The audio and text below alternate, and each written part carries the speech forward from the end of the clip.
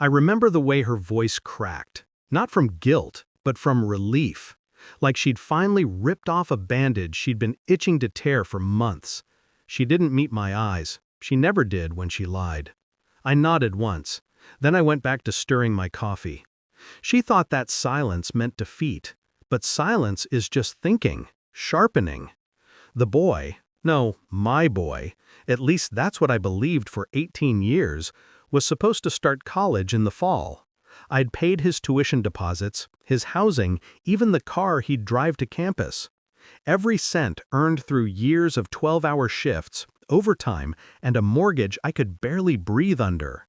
She'd watched me sign those checks, eyes soft, voice warm. "You're such a good father." Turns out I was just a convenient wallet with a kind smile. The truth didn't come crashing in, it leaked, quiet, poisonous. A text I wasn't supposed to see, a saved photo in her cloud, a man's face that looked far too much like my son's. The biological father. A phrase that burned slower than betrayal, but cut deeper. I confronted her once, calmly, asked questions I already knew the answers to.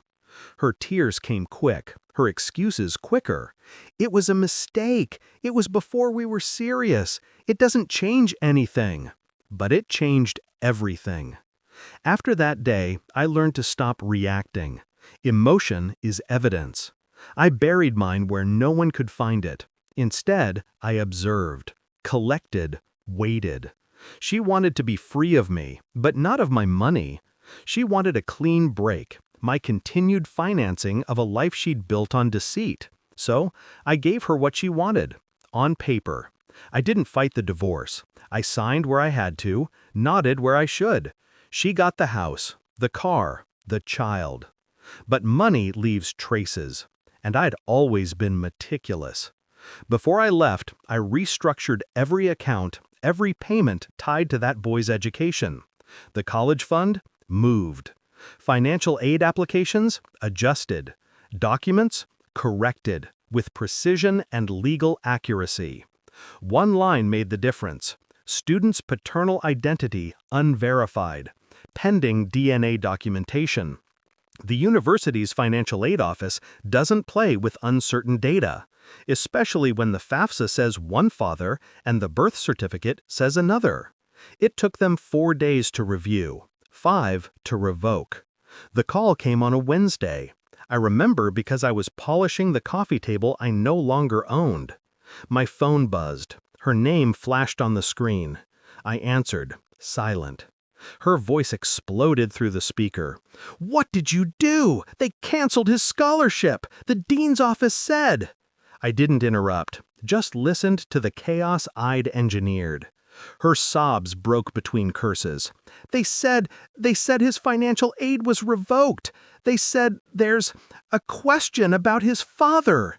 I almost felt sorry for her. Almost.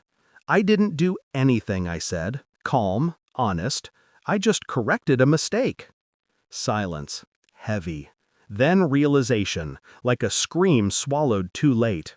"You monster!" "No," I said. "Just a man who paid his dues." Then I ended the call. I heard through mutual friends that the biological father tried to step up, tried to cover tuition, but his name wasn't on the legal forms. The system didn't recognize him. Bureaucracy can be cruel that way. And my ex? She tried appealing the decision. But universities are slow, meticulous beasts. Once something's flagged for fraud, it stays stained. Their perfect new beginning collapsed under paperwork and truth. I didn't celebrate. I didn't drink. I just sat in my small apartment, the one she once called temporary, and let the quiet settle in. For years, I built everything on trust. Hers, his, ours. But trust is like credit. Once it's spent, you can't get it back. People like her think betrayal happens in the act. They're wrong. It happens in the moment after, when they assume you're too broken to fight back. That's when men like me do our best work.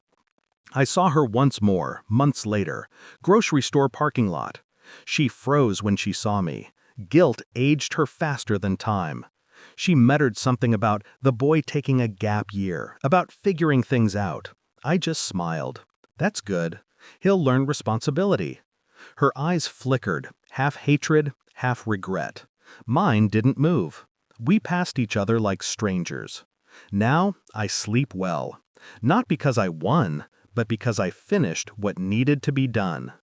Justice doesn't always come in courtrooms. Sometimes it's written in small print and filed under corrections. And sometimes silence isn't forgiveness. It's the sound of someone burying you with paperwork, quietly, completely. He's leaving to live with his biological father, she said. I let him. But the world they built on lies, that stayed right here with me, burning, buried, and paid for in full.